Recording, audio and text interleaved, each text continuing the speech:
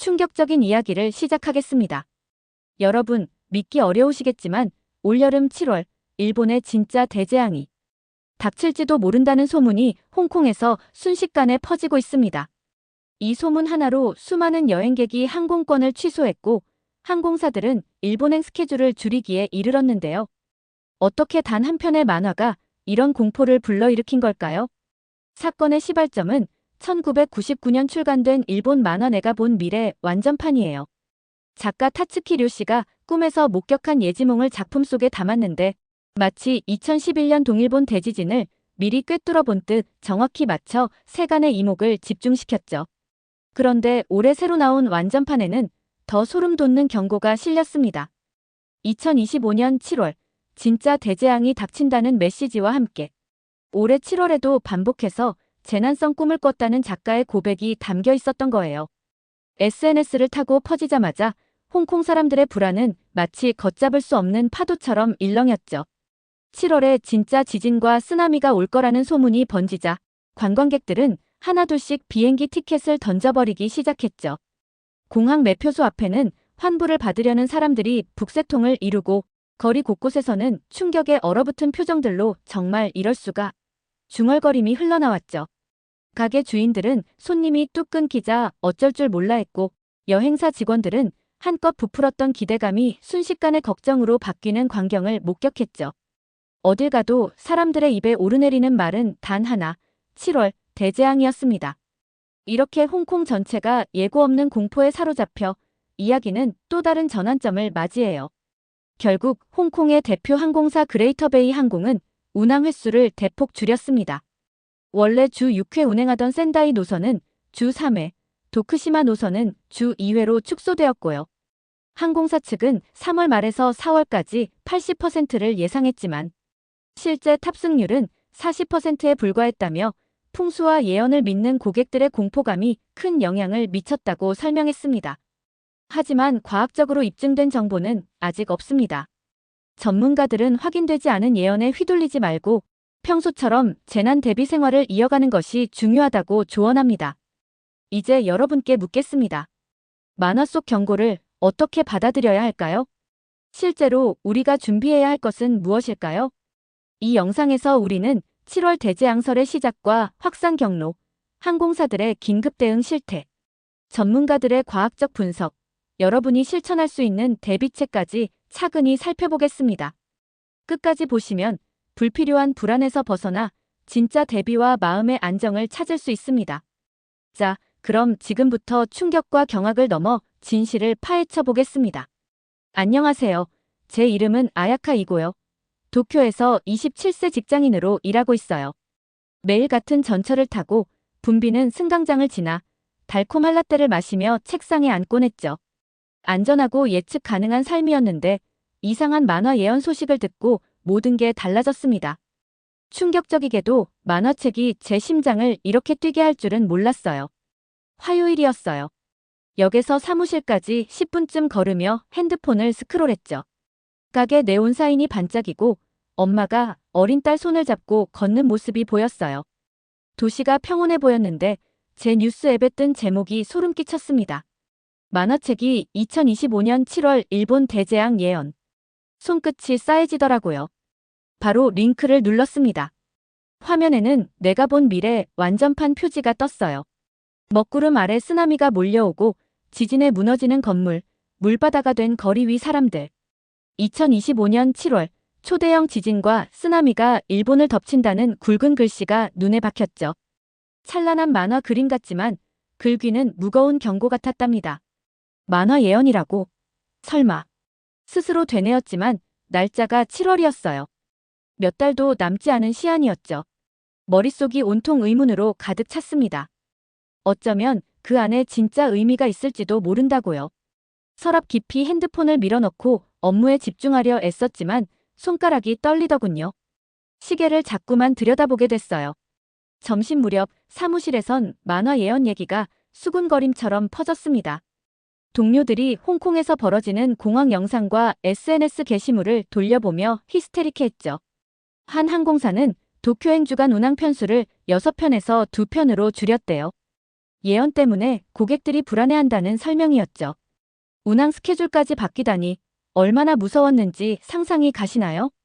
퇴근 후 편의점에 들러 시원한 음료를 한 병 샀습니다. 차가운 목 넘김이 한순간 위로가 되더군요. 밖을 보니 뉴스 스탠드에 여행객주의 전단이 잔뜩 붙어 있었어요. 작은 관광객 무리가 휴대폰을 보며 쓰나미가 정말 오사카까지 올까요? 라고 물었죠. 그들이 두려워하던 그 목소리, 제 안에서도 메아리 쳤습니다. 아파트에 돌아오니 엄마가 부엌에서 된장국을 끓이고 계셨어요. 미역과 두부 냄새가 평소엔 편안했는데 오늘은 끝없는 물결을 떠올리게 하더라고요. 엄마가 제 얼굴을 보고 물었어요. 오늘 일찍 퇴근했네. 무슨 일 있니? 저는 고개를 끄덕이고 핸드폰을 보여드렸죠. 엄마 눈도 동그랗게 떠졌어요. 아야카, 너무 겁먹지 마. 하지만 엄마 목소리도 떨리고 있었습니다. 소파에 앉아 한숨을 내쉬었죠. 바보 같은 걱정인 거 알지만 혹시라도 뭔가 벌어진다면 어떡하지? 엄마는 손을 꼭 잡아주며 말했어요. 우리는 함께 있으니까 꼭 안전할 거야. 엄마 말에 조금 위로가 되었지만 그날 밤은 거의 잠을 잘 수 없었어요. 마천루보다 높이 치솟은 파도, 발밑이 흔들리는 땅, 도시가 물속으로 잠기는 상상. 머릿속에 2025년 7월이 맴돌며 시계 초침 소리가 유난히 크게 들렸답니다. 새벽이 되자 다짐했죠. 그냥 가만히 기다리지 않겠다고. 지진과 쓰나미에 대해 가능한 모든 걸 알아보리라. 대비하리라. 무슨 일이 있어도 우리 가족을 지키리라. 설령 이 만화 예언이 허구라 해도 안전을 운에 맡기진 않겠어요. 책상 앞에 앉아 집중하려 애썼어요. 그런데 뉴스 알림이 울릴 때마다 심장이 덜컥했죠. 동료 하루가 다가와 활짝 웃으며 말했어요. 아야카 씨, 진짜 큰 지진 오면 파자마 입고 재택 근무할 거예요. 하루의 농담에 저도 덩달아 웃어 보였지만 속으론 위장이 뒤틀렸답니다. 오전 한창일 때 사내 채팅창이 또 시끄러워졌어요. 누군가 붐비는 도쿄 전철 영상을 올리며 이게 지진 나면 탈선하는 거 아니냐고 경고했죠. 이어서 홍콩발 도쿄 도착 노선 결항 증가 알림도 떴습니다. 모니터가 공포의 창 같더라고요. 환한 형광등, 가지런한 책상, 반쯤 남은 점심 도시락이 전부 금세 무너질 것만 같았어요. 퇴근길, 하늘이 연분 홍빛으로 물들어 있었어요. 벚꽃잎이 바람에 흩날리고 봄바람이 코끝을 스쳤죠. 평화로워야 할 풍경이 불안으로만 보였답니다. 기차를 타고 있을 때 재난이 닥치면 어떡하지? 부모님 댁에 제때 도착할 수 있을까? 2025년 7월이라는 예언 날짜가 고장난 레코드처럼 머릿속을 맴돌았어요. 집에 들어서니 부모님이 벌써 밥상을 차리고 계셨죠. 엄마가 은은하게 콧노래를 부르며 갓 지은 밥과 연어구이를 식탁에 놓으셨고요. 아빠는 저녁 신문을 펼치고 눈살을 찌푸리고 계셨습니다. 제가 방석 위에 털썩 앉자 엄마가 제 창백한 얼굴을 보고 물으셨어요. 아야카, 무슨 고민 있어? 저는 숨을 크게 들이쉬고 말했어요. 그 만화 예언, 7월 얘기 말이에요. 여름 여행으로 오사카 가려고 했는데 혹시 무슨 일 생길까봐 무서워요. 목소리가 떨렸죠. 엄마 눈가에 걱정이 가득했어요. 조용히 손을 내밀어 제 손을 잡으시며 말씀하셨습니다. 넌 우리 집 보물 같은 딸이잖아. 언제나 넓은 세상으로 나가길 바라지만 내 안전이 제일 중요해. 아빠가 신문을 탁 내려놓으며 단호한 목소리로 말했어요. 우리 집안 대대로 도쿄에서 살아왔어. 지진도 여러 번 겪었고 준비는 부족함 없이 하되 집을 떠날 순 없단다.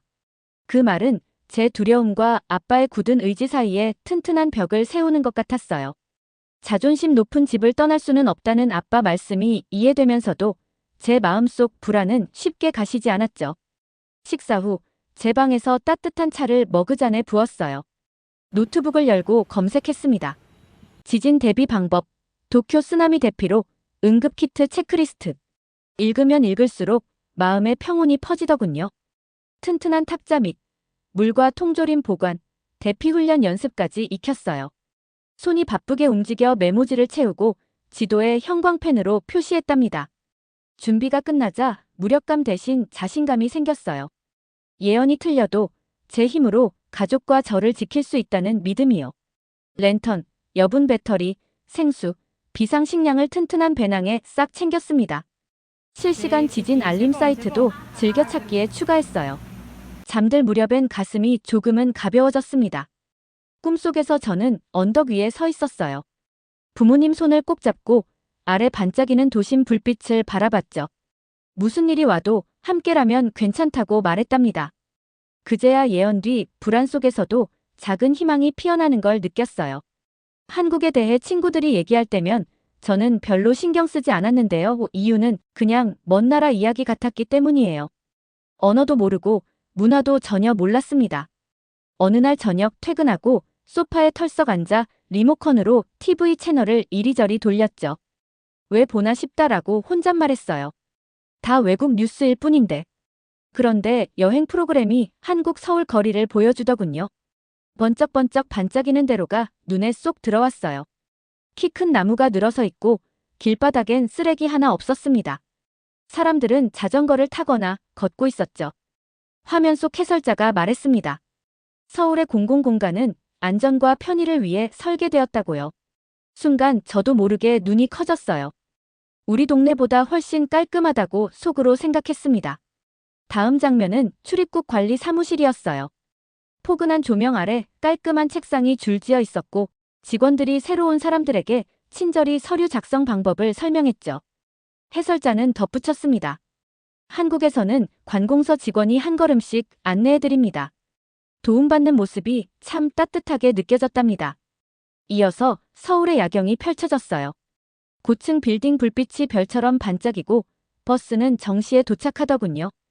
지하철역은 너무 깨끗해서 바닥에 떨어진 종이 조각 하나 없었습니다. 화면 속 학생이 말했어요. 지난해 이곳에 와서 첫날부터 집처럼 편했어요. 그 웃음소리가 그대로 제 마음에 전해졌죠. 저도 모르게 입가에 미소가 번졌습니다. 어쩌면 한국이 새 집이 될 수도 있겠네. 혼잣말했어요.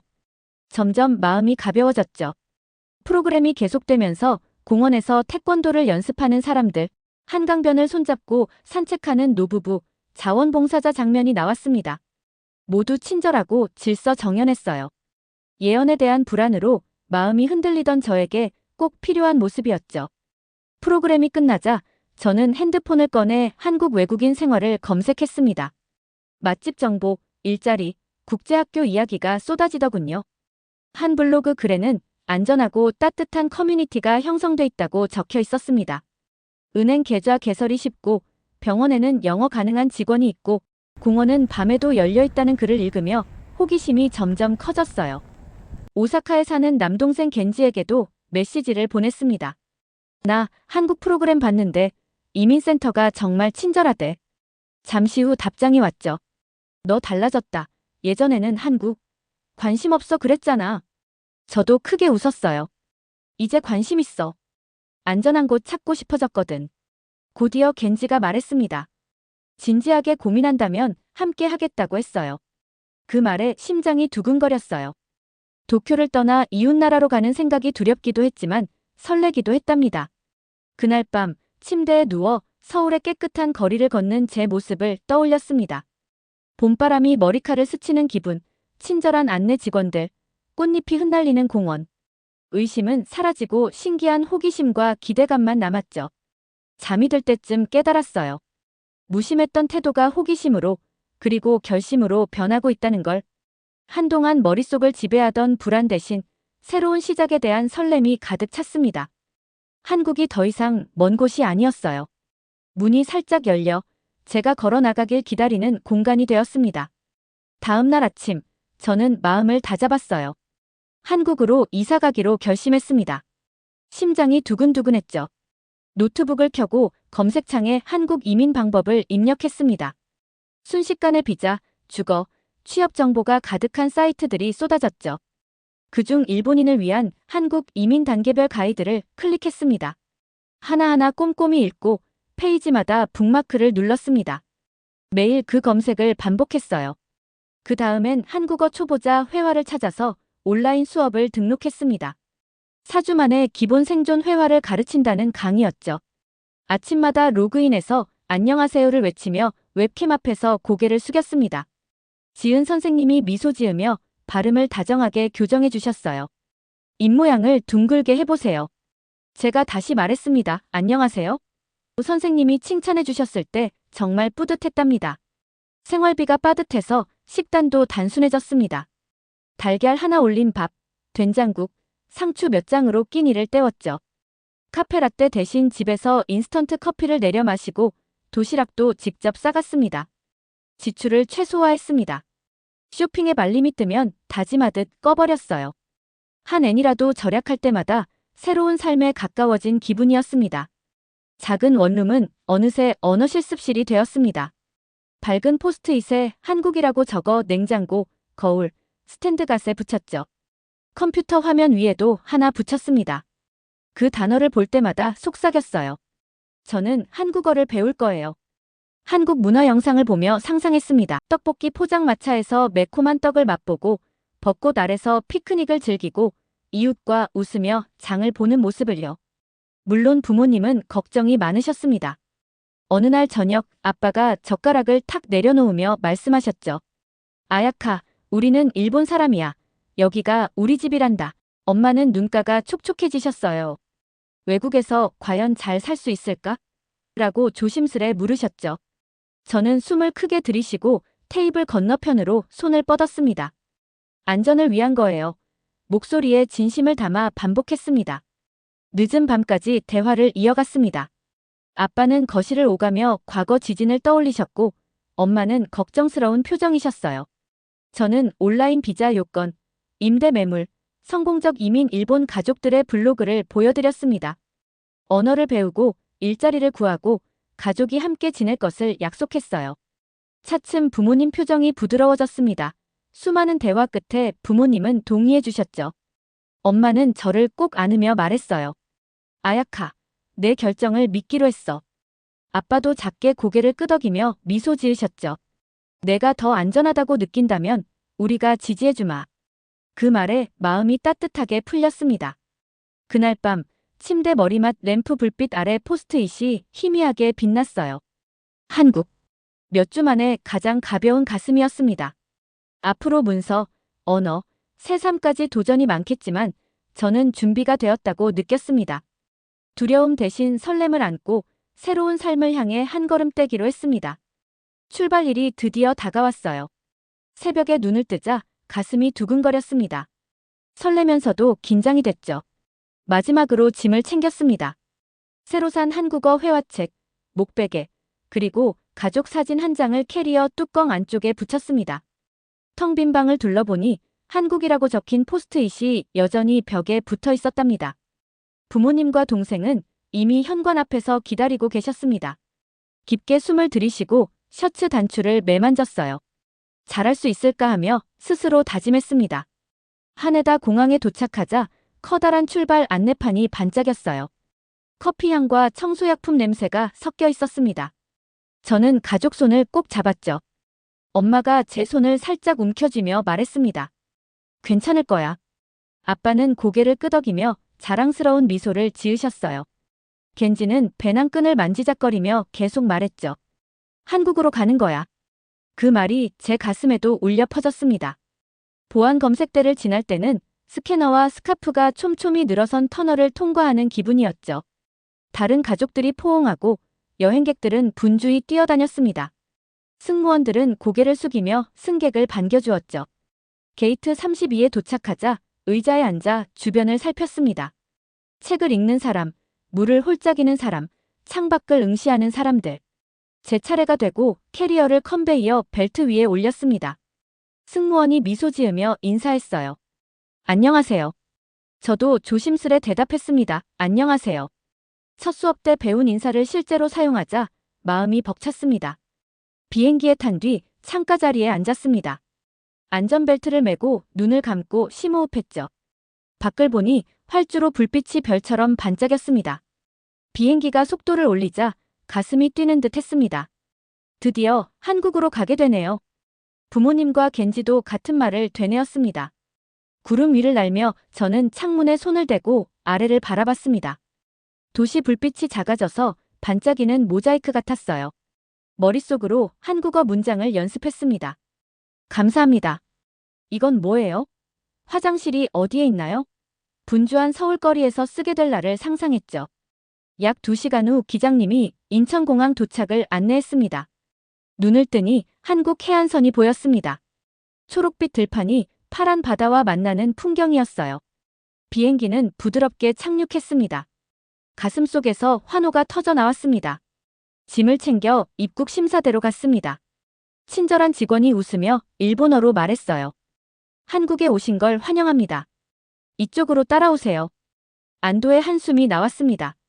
부모님도 미소 지으시고 겐지는 수줍게 손을 흔들었죠. 제가 감사합니다라고 인사하자 직원분이 친절히 안내해 주셨습니다. 공항 문을 나서자 시원한 바람이 불어왔습니다. 한국어와 영어로 표지판이 적힌 택시 승강장을 찾았어요. 운전기사가 짐을 실어주며 물었습니다. 어디로 모실까요? 저희는 서울 근교의 작은 오피스텔 주소를 보여드렸죠. 차가 움직이기 시작하자 창문에 이마를 대고 도시 풍경을 바라봤습니다. 현대식 건물, 화려한 광고판, 도로를 따라 나무가 늘어선 모습이었습니다. 오피스텔에 도착해 문을 열고 안으로 들어갔습니다. 창문 너머로 새소리가 들렸어요. 방은 작았지만 환하고 아늑했습니다. 나무 바닥이 반짝였고 큰 창문 너머로는 조용한 골목이 보였죠. 캐리어는 풀지 않은 채 벽에 놓였습니다. 저는 창가로 걸어가 시원한 공기를 얼굴에 느꼈습니다. 정말 예쁘다, 한국. 속삭였답니다. 겐지가 따라 말했어요. 정말 예쁘다, 한국. 그 말이 귀에 맴돌며 저도 웃음이 났습니다. 그날 밤 부드러운 침대에 누워 도시 불빛을 바라봤습니다. 옆방에서 부모님은 짐을 풀고 계셨고 겐지는 만화를 읽고 있었죠. 저는 눈을 감고 생각했습니다. 우리가 해냈다. 새로운 땅에 도착했어. 가슴이 희망으로 부풀었습니다. 내일부터는 직접 한국어 수업도 듣고 동네 구경도 하고 새 삶을 시작하겠죠. 지금은 그저 이 순간을 마음껏 즐기기로 했습니다.